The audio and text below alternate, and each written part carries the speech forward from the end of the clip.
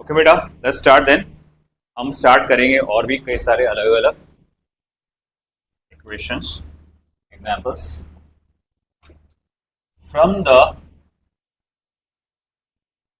Given equation evaluate the dimensions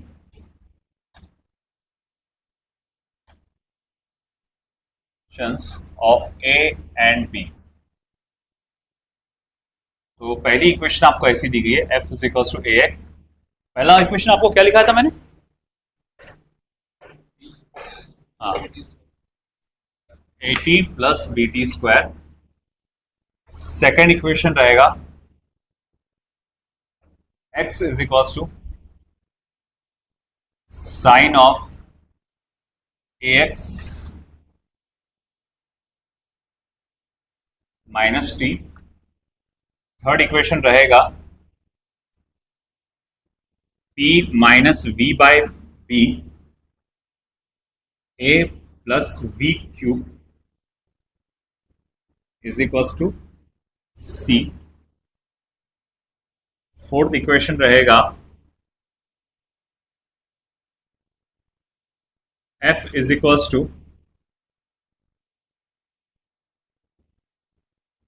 A into T plus B upon X square. चलो, ये चार equations हैं, इसके डायमेंशंस निकालना है using principle of homogeneity. Well, principle of homogeneity क्या कहता है हमसे कि आप सिर्फ सेम फिजिकल क्वांटिटीज वाले टर्म्स को ऐड या सब्ट्रैक्ट कर सकते हो। आप सिर्फ फोर्स को फोर्स के साथ, वेलोसिटी को वेलोसिटी के साथ ऐड या सब्ट्रैक्ट कर सकते हो। ये तो कहने वाली थ्योरेटिकल बात थी।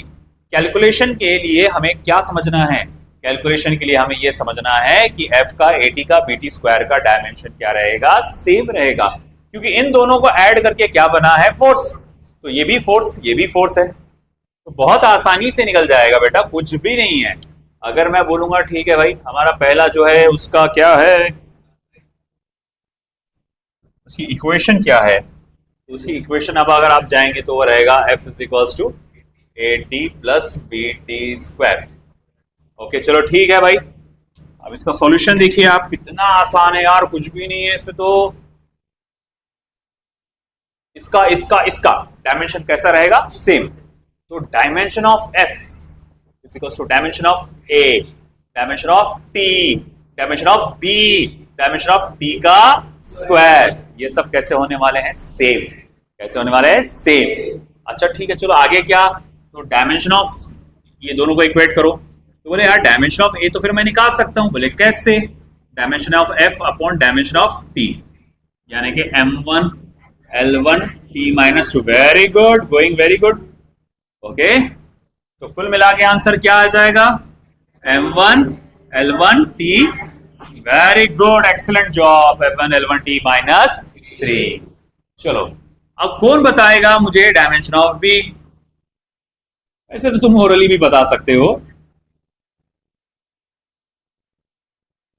दिमाग लड़ाओ, दिमाग लगाओ, ओरली बताओ। Correct, minus. अरे भैया, एक पावर ज्यादा है ना, T2 हो जाएगा ना, -2 माइनस वो -4। तो अब क्या हो जाएगा? M1 L1 T minus 2 upon T1 उसका पावर 2। अच्छा, T1 उसका पावर 2 क्या हो जाएगा? T square. अब करो, M1 L1 T minus, forgot that, this is the dimension of B। चलिए, अब रही बात सेकंड। अब यार सर कैसा, यहां तो साइन आ गया। अरे उसको क्यों देख रहे? उसको देखो जो हमने कहा, जो टर्म को तुम ऐड कर रहे हो, जो टर्म को तुम सब्ट्रैक्ट कर रहे हो, उसका डायमेंशन होने वाला है सेम। तो ये टर्म का डायमेंशन होने वाला है सेम। तो dimension of A, dimension of X will be equal to dimension of T। dimension of A equals to dimension of T divided by dimension of X, है ना? अच्छा ठीक है, T का डायमेंशन क्या है? T1। X का डायमेंशन क्या है? L1। तो क्या रहेगा? L-1 T1। आया समझ में आपको? L minus 1 T1. This is the answer. Okay, A का डायमेंशन आ गया. चलो अब तुमको हिंट दे दिया मैंने, मुझे बाकी थर्ड एंड फोर्थ का डायमेंशन पता करके पता. चलो गो फॉर इट.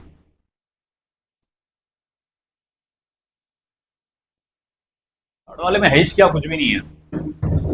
देखो ये फर्स्ट वाला था ना, सेकंड वाला भी बता दिया तुमको शायद से मैंने. ये सेकंड था. अब थर्ड वाला देखो.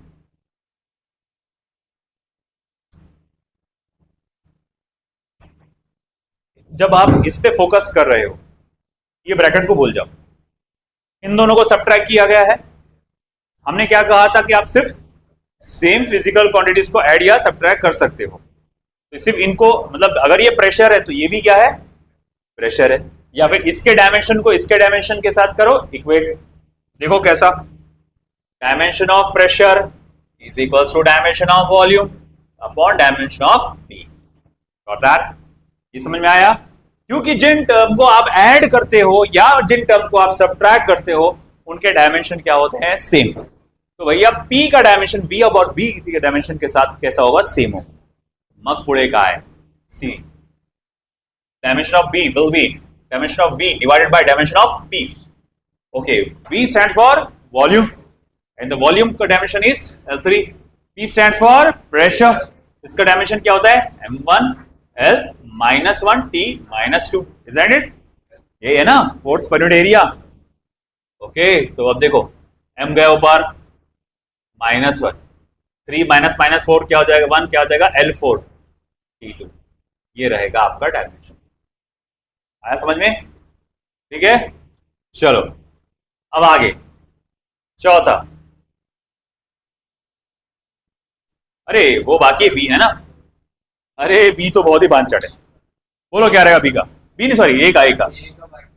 ए का क्या डायमेंशन रहेगा,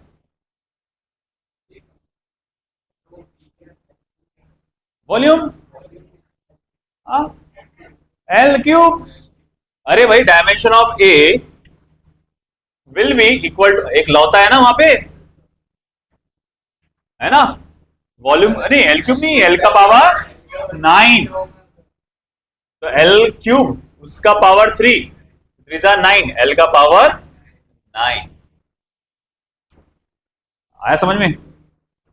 अच्छा ठीक है, फोर्थ वाला F is equals to AT plus BX square. करो सॉल्व. हाँ वो तो पहले वाले के जैसा आएगा. अच्छा ये तो यही निकल जा रहा है, उसको देख के निकल जा रहा है. ये कितना आया था, ये तो यही आ गया. हाँ वही आएगा M1 L1 T माइनस 3. मैंने यार गलत कर डाला फिर. अच्छा चलो ठीक है, B का चेंज होगा है ना, इसको और इसको इक्वेट कर डालो. तो dimension of B is equal to dimension of F multiply by dimension of X का स्क्वायर. F का dimension M1 L1 T minus 2, X का डायमेंशन L1 उसका पावर 2, तो हो जाएगा M1 L2 हो जाएगा L3 T minus 2.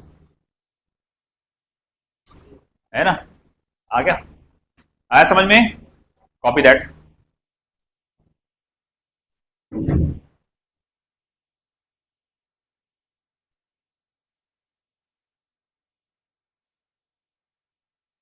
So the solution starts now.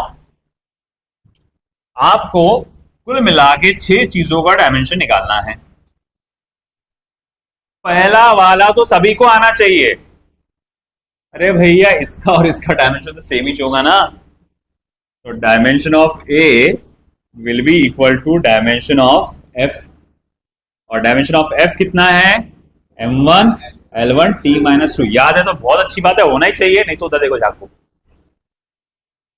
ये आया वैसे बताओ किसका रॉन्ग आया है? आया भी तो क्यों बताऊंगा, बोले मैं, है ना, तो लाएंगे पानी. अब देखो ये, अब इसका और इसका डायमेंशन इक्वेट करो. तो dimension of B upon dimension of X equals to dimension of F. F बोलो A बोलो, एक ही बात है. तो dimension of B equals to dimension of F multiply by dimension of X. F का डायमेंशन M1 L1 T -2 और x का dimension. अब क्या है इंडाइसेस का रूल, अगर बेसिस सेम है तो पावर क्या होंगे ऐड, मल्टीप्लिकेशन में बेसिस सेम है पावर होंगे ऐड, तो आंसर आ जाएगा m1 L2 t-2। किसके डायमेंशन के बराबर, किसके डायमेंशन के बराबर, वर्क बोल सकते हैं, एनर्जी बोल सकते हैं, टॉर्क बोल सकते हैं। कितने लोगों का ये करेक्ट आया? 2। पता चल गया ना ये पहला किसका रॉन्ग आया। अच्छा दूसरा कितने लोगों का करेक्ट आया? चलो ठीक है, बहुत कम यार, बहुत कम, बहुत कम। अच्छा देखो अब ये देखो देखो देखो गौर से देखो, गौर से देखो, गौर से, इसको स्प्लिट करो। Dimension of C upon dimension of B equals to dimension of D upon dimension of T। Split करे अपन, सॉरी अपॉन B रह गया, upon B, C by B dt by B। ये समझा? समझा? आगे अब C बाय V का डायमेंशन और dt बाय V का डायमेंशन आप F के डायमेंशन से इक्वेट कर सकते हैं, है ना? तो ठीक है, इसको आप F के डायमेंशन से इक्वेट कर डालो। अब C के लिए V को उधर भेजो,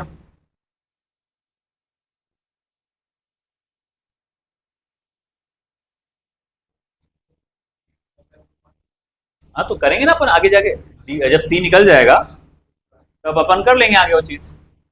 देखो F m1 L1 t -2 L1 t -1 क्या हो जाएगा? m1 L2 t किसके डायमेंशन के बराबर आया ये? नहीं, वर्क का नहीं है ये।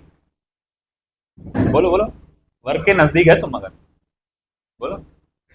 बिल्कुल भी नहीं, पावर है ना, वर्क डन अपॉन टाइम, ये पावर का डायमेंशन के बराबर है m1 L2 t -2। तो मैडम डायमेंशन याद नहीं कर रहे इसका मतलब।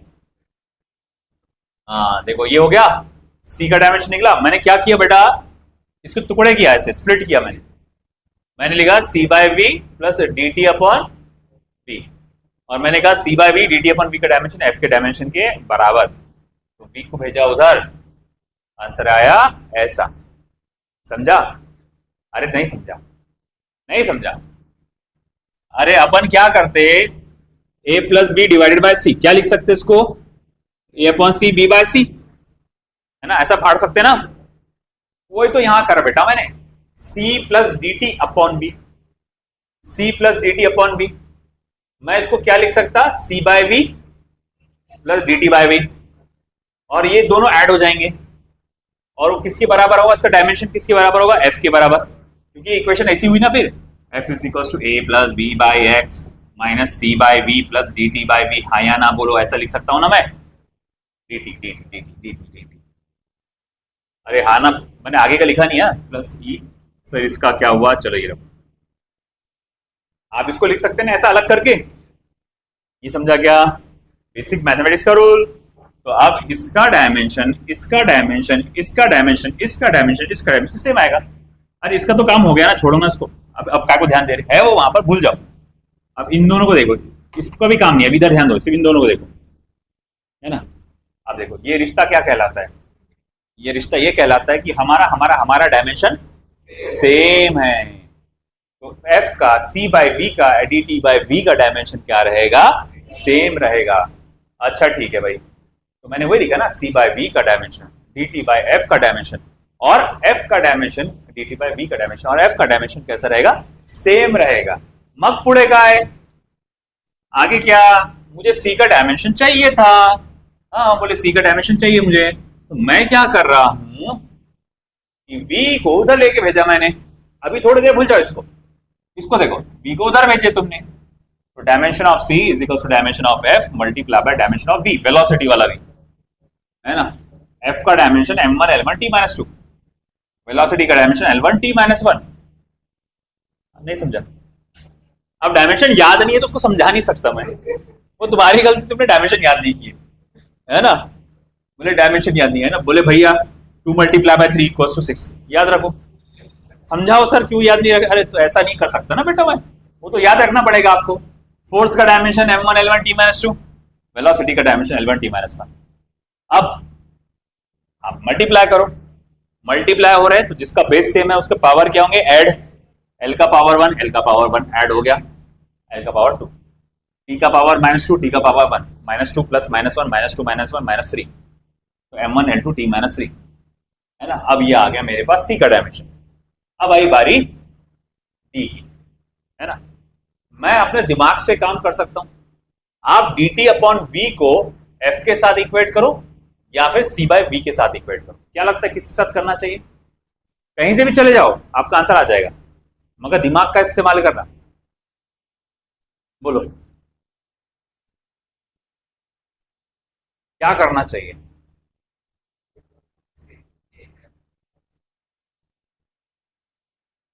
सी बाय वी से करूं कि बोलो बोलो बिंदास बोलो, गलत तो गलत, टेंशन नहीं, बोलो सही बोल रहे। आप इन दोनों का इक्वेट करो। फायदा क्या मालूम क्या? ये v सेम है ना, कैंसिल हो जाता ना, है कि नहीं? ये v कैंसिल हो जाता। अच्छा v कैंसिल हो गया तो बचा क्या फिर? तो उससे मेरा क्या फायदा? c निकाल चुके तुम, c की वैल्यू निकाल चुके। तो dimension of d, dimension of c, dimension of t, m1 L2 t minus 3 और ये t1, m1 L2 t minus 4। ये आएगा आंसर। ये किसके डायमेंशन के बराबर है?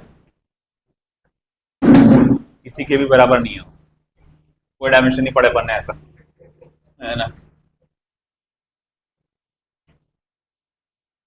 चलो अब जैसे कि मैंने इसके फाटे फोड़ा था, है ना, जैसे कि इसको डिवाइड किया था, सेम इसको कर सकता हूं, है ना।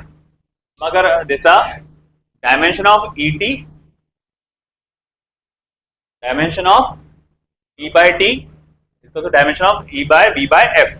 दिमाग से खेलना, दिमाग से खेलना। आप सिर्फ ई बाय टी पे फोकस करो। आप बोलो डायमेंशन ऑफ एफ ये बराबर होगा dimension of E by T. अरे वो बाकी को गोली मारो, बाकी को गोली मारो, सिर्फ एक काम करो, किस पे फोकस करो? ई बाय टी पे। आप पहले क्या करो, ई का डायमेंशन निकालो। तो ठीक है भाई, मैं निकाल लेता हूं ई का डायमेंशन। डायमेंशन ऑफ ई और ये F into T, m1 L1 t minus 2 multiply by t1 m1 L1 t minus 1, है ना। ये हो गया। अब आगे मोमेंटम के डायमेंशन के बराबर। अब अगर मैं बोलूं मुझे f का, स्मॉल f का डायमेंशन निकालने के लिए बाकी किसी की जरूरत नहीं थी, मैं सिर्फ इन दोनों पे फोकस करता तो काम हो जाता। बोले कैसा? मैंने क्या कहा था, जिनको तुम ऐड करते हो सब्ट्रैक्ट करते हो, डायमेंशन कैसा आएगा? सेम। तो मैं कहूंगा देखो डायमेंशन ऑफ t ये बराबर में होगा dimension of v upon dimension of f के। तो dimension of f is equal to dimension of v dimension of t। v का डायमेंशन l क्यूब t1 और क्या हुआ फिर भाई? L3 t minus 1। क्या हुई? L3 t माइनस 1, है ना, L3 t माइनस 1। तो ऐसे घुमाव क्वेश्चन भी सॉल्व करना जरूरी है, ये थोड़े से हाई लेवल के क्वेश्चन में हो जाते हैं। आपको आसान आसान आते हो? नहीं नहीं, मैं नहीं बोलता आसान आसान आते, बोल गया, बोले मेरी बातों का रफा दफा करो, है ना। ये भी आते हैं है ना, नीड में अब कुछ भी पॉसिबल है मैं अपनी पुरानी बातों से वापस आता हूं। तो नीट में कुछ भी आ सकता है, हर चीज की तैयारी करो, जेई एडवांस के क्वेश्चन आ सकते हैं। आई बेटा समझ बात? ठीक है, बाकी काम देखेंगे।